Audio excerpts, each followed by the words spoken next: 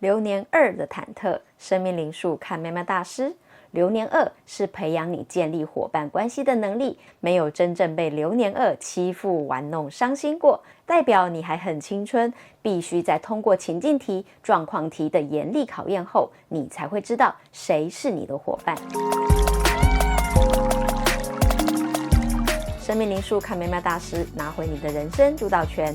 知道灵数相处很简单，欢迎订阅、分享、按赞、开小铃铛。嗨，大家好啊，我是喵喵大师。今天继续说生命灵数有强制力的流年2，它是所有人抓不到也甩不掉的东西，威力超惊人，甚至能牵动你原来的命运。你怀疑这个说法吗？代表你还很青春，没有真正被流年2欺负、玩弄、伤心过。就算你没经历过，但应该听过、看过，有人突然开始无条件的相信某个人，不论自己被这个人怎么玩弄、欺骗，就算抓到证据，只要对方道歉、认错，就会心软，选择原谅，甚至继续相信对方。旁边的看不下去、提醒的人还会变坏人哦。怎么这样呢？那是因为你不知道流年2的真正意义是什么。用生命灵数看流年2是喵喵大师的独门绝技。如果觉得今天的节目有点难，可以复习以前的节目，流年1到9里面有基本概念的解释。今天这集真的很重要，讲流年2的关卡是什么，赶快收藏起来，随时复习，记得分享给朋友。如果你没算过生命灵数，需要帮忙，或是解读没把握，想知道自己的流年是多少，就让喵喵大师帮你算，来帮你咯。按资讯栏连结就可以，很简单的。更新版还有专属你的流年详细解说哟。有喵喵大师帮你算的同学，请对号入座。就让我们从流年2开始慢慢说吧。首先，先来说明流年的概念。最简单的说法是，它就像游戏的关卡，开放你进来破关，你一定要遇到疑惑、抉择，甚至要解谜、要牺牲，才能完成任务。破关之后会有奖励，但不保证你会成功。这应该是游戏玩家都有的基本常识了。因此，每当你的生命灵数流年刚好是2的时候，就代表你进入了名为流年2的关卡，而且你有1年的时间可以慢慢过关。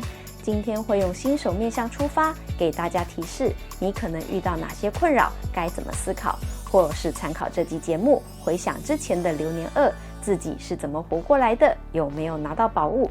通常在你进入流年2之前就会有对象了，特别是有写日记习惯的人，可能前1年底就发现有特别的人出现了。一旦身为主角的你进入流年2，所有关卡就会触发，为你带来一连串的情境。让我们用一个好懂的例子来说明，例如你最近在工作上表现很不错，因为成果亮眼，让很多人忍不住称赞你，并且希望有机会和你一起合作。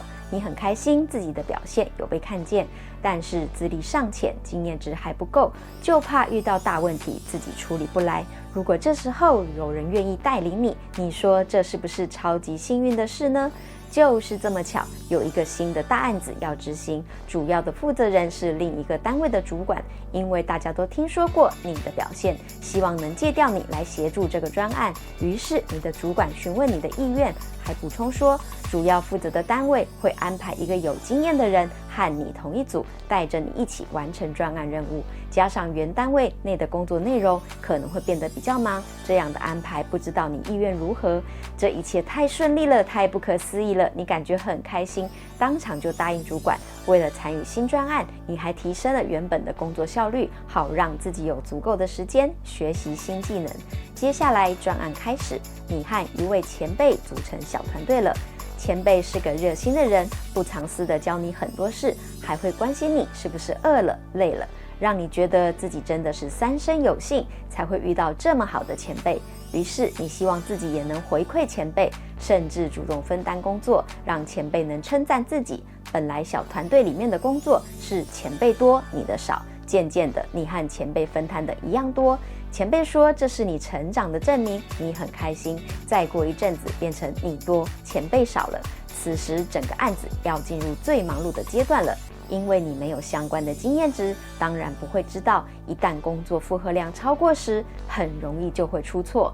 出错这件事会让你开始责备自己，觉得对不起大家，还拖累了前辈。看到你这么沮丧，有别的专案成员来安慰你，问你发生问题的前因后果，这一聊就出事了。有经验的成员忍不住怀疑了前辈的动机，是否用自我成长的名义，让你承担超额的工作量，把难搞的麻烦事全都推到你身上去。你应该为自己争取权益，调整工作分配才对。但是你无法接受怀疑前辈动机的这个说法，因为你担心听了别人的说法就去质疑前辈，这样做的自己很像是忘恩负义的家伙。你认为必须听前辈的说法才是公平的。很懂你的前辈直接安慰你说，最近太忙了，才没办法在第一时间帮忙你，你辛苦了。这让你心里感觉舒坦很多，终于卸下自己可能忘恩负义的罪恶感，让你放松到别人建议要调整工作分配的事都完全忘记了。也就是说，未爆弹忘记处理。既然问题没有解决，当然还会继续出事啊。只要进度被拖累，就会有其他人受不了，跳出来主动关心你，劝说你。但麻烦的是，不管是好说歹说，你就是听不进去，因为你和别人的交情、信任感都还没建立，导致你不敢轻易相信眼前的这个人，也不敢随便怀疑对自己很好的前辈。这会增加新问题，你更不敢和前辈调整分工，让你感觉束手无策，因为没有施力点。这就是流年2关卡的强烈牵制力，因为你认定前辈是你的同伴了，让你要求自己不能背叛对方，甚至会有人家可以辜负我，但我不能对不起人家的奇怪想法。就算旁人用各种迹象来提醒你，你也会说服自己，这是没有办法的事，忍一忍就好，让旁人着急。既然今天讲的是流年2的忐忑，就让我们说清楚讲明白。记得前面说过，流年是1年份的关卡吗？因此刚才的例子说到的所有状况、委屈可以重演一遍一遍再一遍，毕竟你体验的时间有整整1年哦。是不是说到这里就快要昏倒了呢？到底怎么做才是对的？自己可以不委屈，这就要看你当时的主题数，才知道你渴望什么。目前无法得知，要用喵喵大师帮你算才知道。需要主题数的话，按资讯栏连结就有哦。让我们继续回到流年2的关卡。为什么人生这么难？难不成过关会有奖励吗？是的，你猜对了，但你一定猜不到它是什么。让你委屈1整年，当然会有很棒的宝物。只要过关的人会得到建立伙伴关系的能力，因为伙伴不是道具，没办法直接送给你，是要一起经历挑战，彼此信任后才成立的关系。必须在通过情境题、状况题的严厉考验后，你才会知道谁是你的伙伴。重点来了，新手的你在没有攻略提示的情况下，肯定会被流年2折磨得迷迷冒冒。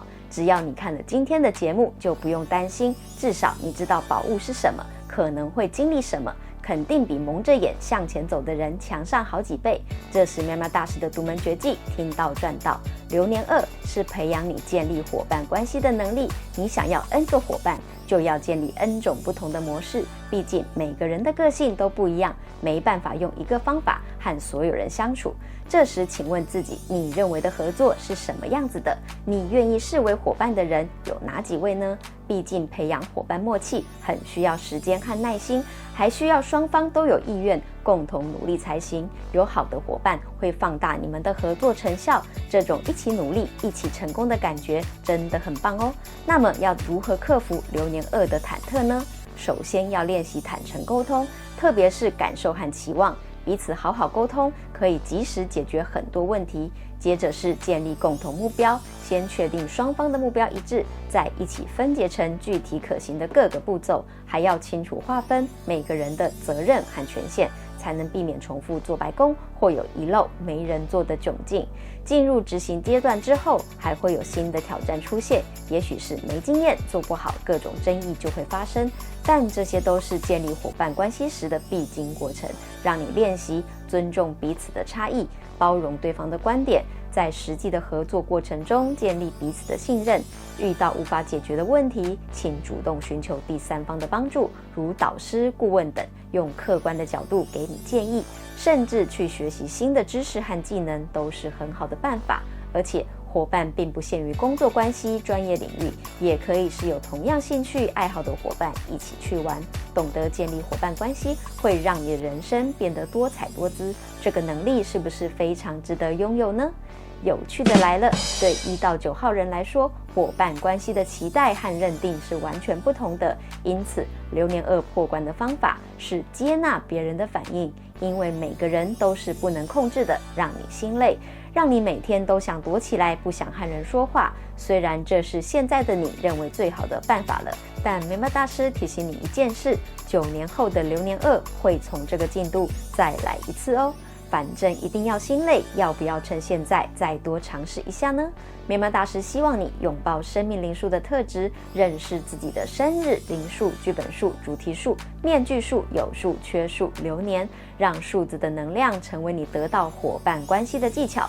选择自己会的、擅长的部分来进行，累积有用的努力，成就才看得见。只要方法对了，你的一切就会越来越好。欢迎大家留言，你认为的伙伴关系是什么呢？生命灵数看喵喵大师，你会越来越 nice 的哟。如果你觉得喵喵大师的灵数 2.0 对自己和身边的人有帮助，就欢迎订阅、追踪并分享给他们哦。我是喵喵大师，下次再聊喽。